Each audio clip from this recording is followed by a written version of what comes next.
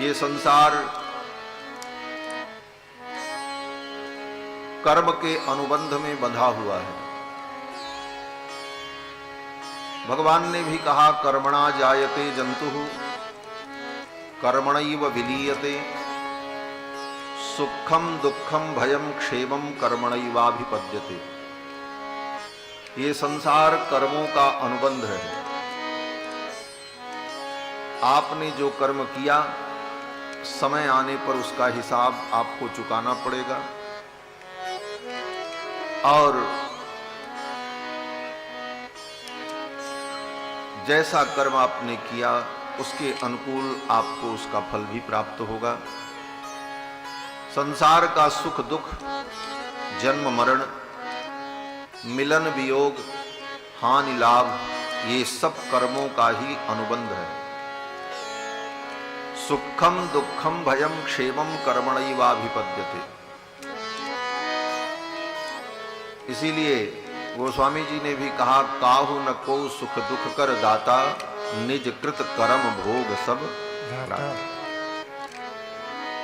इस संसार चक्र में जो जीव भ्रमण कर रहा है अनंत अनंत जन्मों से, यह भी जीव के ही कर्मों का परिणाम है। एवं संस्कृति चक्रस्थे भ्राम्यमाणे स्वकर्म भी। अपने कर्मों के परिणाम स्वरूप ही इस संसार चक्र में जीव भ्रमता रहता है, चलता रहता है। यद्यपि भगवान के लिए कोई कर्म बंधन नहीं है, भगवान कर्म के किसी बंधन में नहीं है, ये बंधन जीव के लिए। भगवान सर्वबंध विनिर्मुक्त हैं, परंतु लोक लीला में कर्म की मर्यादा और संसार चक्र के इस कर्मानुबंध को परिभाषित करने के लिए, इसकी महत्ता बताने के लिए भगवान भी इन कर्मों का अनुगमन करते हैं और कर्मों के अनुसार ही उनकी लीलाएं भी होती रहती हैं। त्रेता युग में रावण ने भगवान की पत्नी का हरण किया, सीता जी का। अब इस कर्म का अनुबंध कितना सुंदर दिखाया भगवान ने अपनी लीला में कि वही रावण जब द्वापर युग में शिशुपाल बना तो उसकी होने वाली पत्नी रुक्मिणी का हरण भगवान ने किया। ये कर्मानुबंध है। शिशुपाल ही, रावण ही शिशुपाल है और सीता जी ही रुक्मिणी है। राघवत्वे भवत सीता रुक्मिणी कृष्ण जन्मनि। और भगवान श्री राम ही कृष्ण है और रावण वही शिशुपाल बना है। लेकिन कर्मों का अनुबंध कैसे पलटता है और समय आने पर उसका परिणाम होता है। रावण ने भगवान की पत्नी का हरण किया तो भगवान तो ऐसा अपराध नहीं करेंगे। भगवान ऐसा क्यों करें कि किसी की पत्नी का हरण करें, परंतु होने वाली पत्नी का हरण किया। अभी वो पत्नी हुई नहीं थी, होने के पहले ही हरण कर लिया और शिशुपाल को वही दुख हुआ और शिशुपाल भी रोया। त्रेता युग में भगवान ने, श्री राम ने छिप करके बाली को मारा बाण से।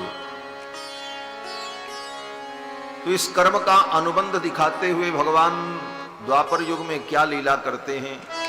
बोले भगवान कृष्ण चुपचाप एकांत में पीपल वृक्ष के नीचे बैठे।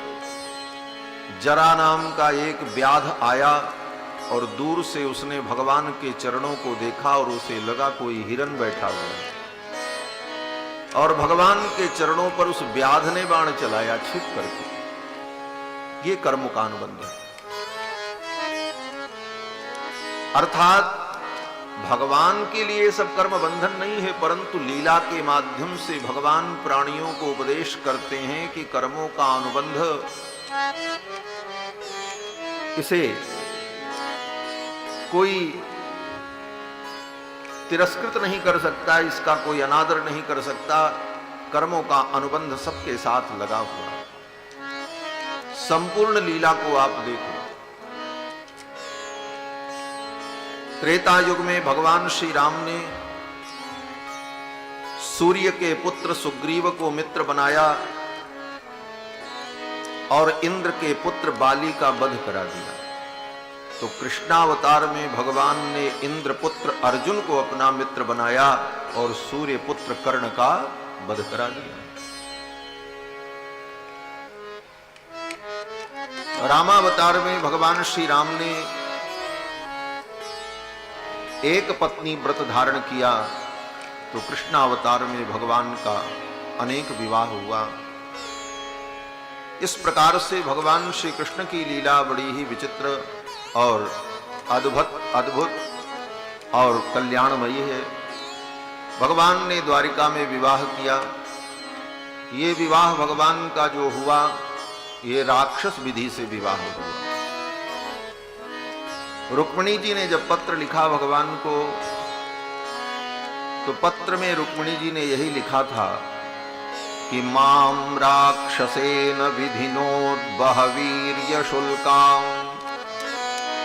हे द्वारिकाधीश, आप राक्षस विधि से मेरा पाणी ग्रहण कर लो। मैं वीर्य शुल्का हूं, जो पराक्रम दिखाएगा वही मुझे प्राप्त कर पाएगा।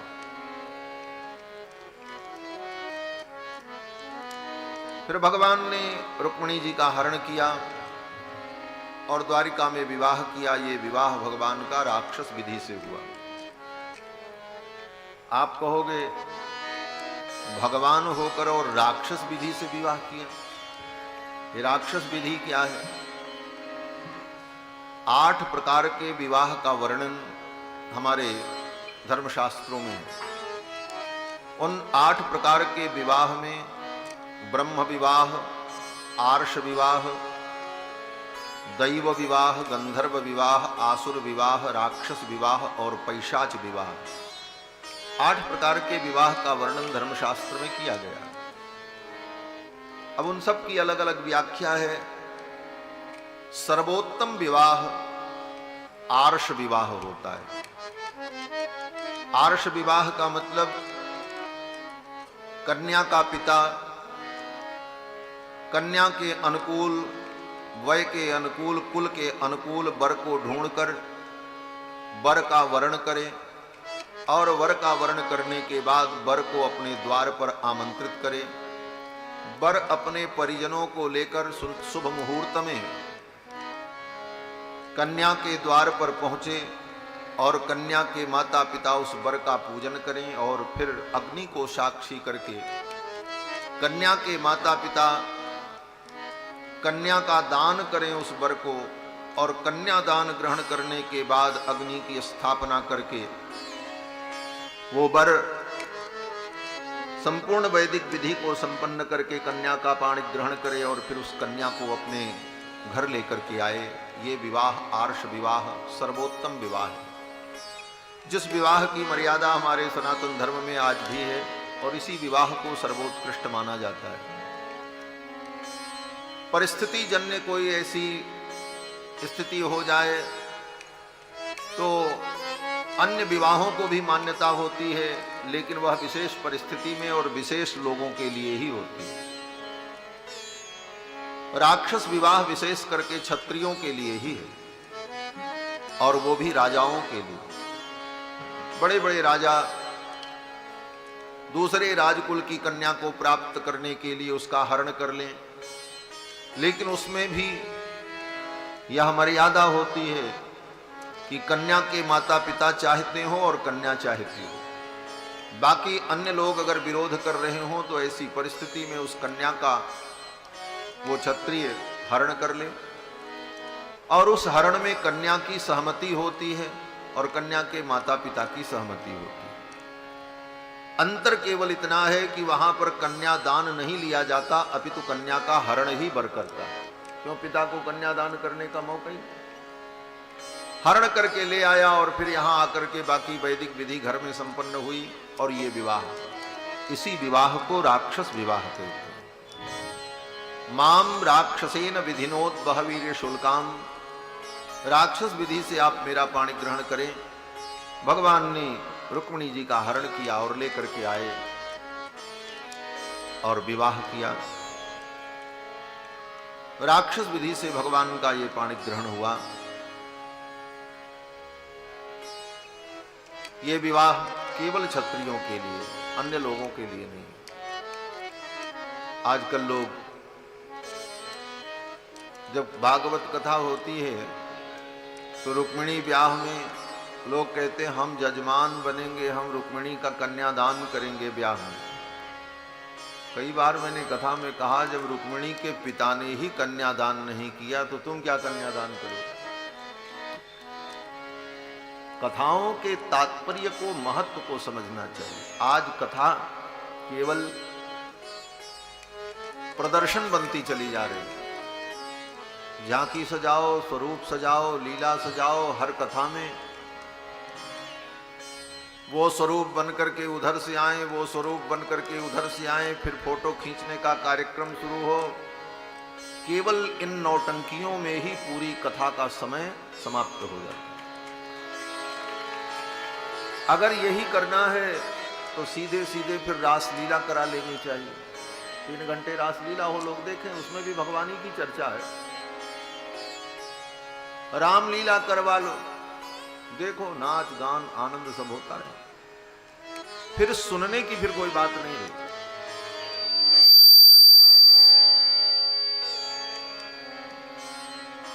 काव्य 2 प्रकार का होता है, एक श्रव्य, एक दृश्य।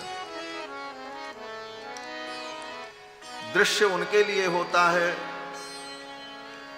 जो पढ़े लिखे नहीं होते, समझदार नहीं हैं, लेकिन उनको भी भगवान का ज्ञान कैसे कराया जाए तो उनके लिए रासलीला, मंचन, जिससे वो देख करके कुछ भगवत तत्व का अनुभव कर सके।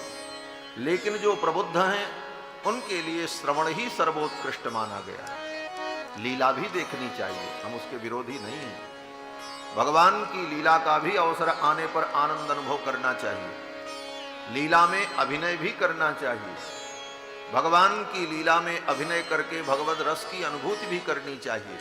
परंतु जहां तत्वबोध की बात हो, श्रवण की बात हो, वहां श्रवण का ही महत्व होता है। बंधुओं,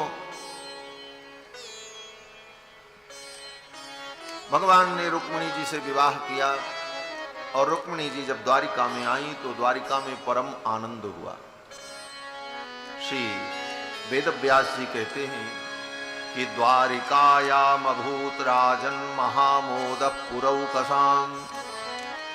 द्वारिका में महामोद हुआ, परम आनंद हुआ। द्वारिका के लोग परम आनंदित हुए। क्या पहले आनंदित नहीं थे? बोले पहले भी आनंदित थे। सच्चिदानंद ही जहां विराजमान है वहां आनंद की क्या कमी है। परंतु रुक्मिणी जी जब आ गई तो वह आनंद चतुर्गुणित हो गया। रुक्मिण्या रमयोपेतम दृष्ट्वा कृष्णम श्रियः पतिम।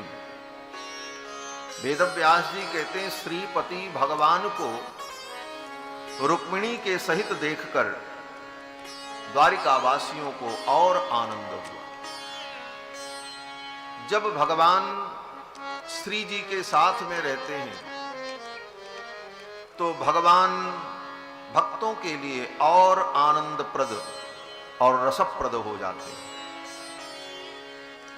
रामायण में भी वर्णन है कि अयोध्या बड़ी सुंदर, बड़ी दिव्य, अयोध्या की अद्भुत महिमा, सभी आनंद में डूबे हुए।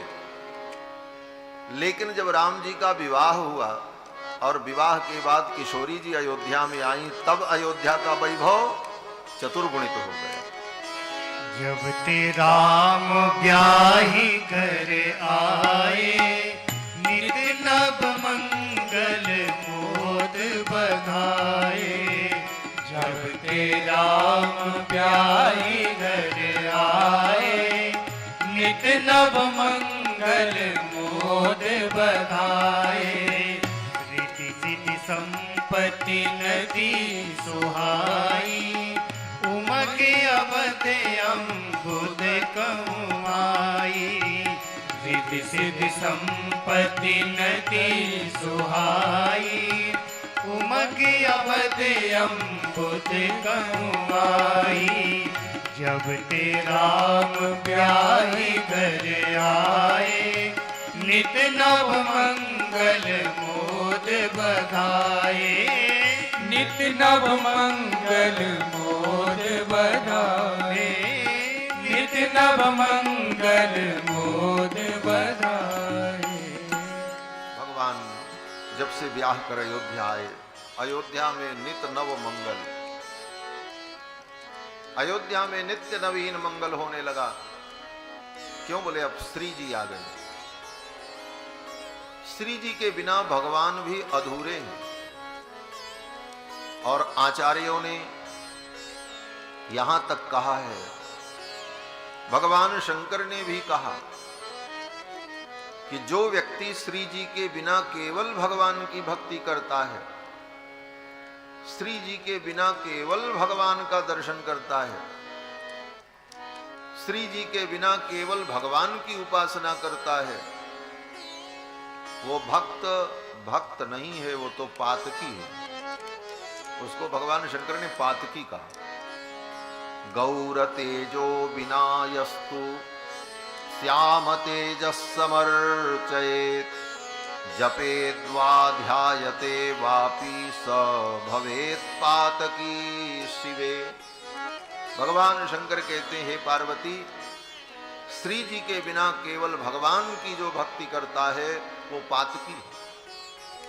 अभी तक द्वारिका में श्री जी नहीं थे, अब जब श्री जी आ गई तो द्वारिका का वैभव और भी दिव्य हो गया। रुक्मिण्या रमयोपेतम दृष्ट्वा कृष्णम श्रियःपते।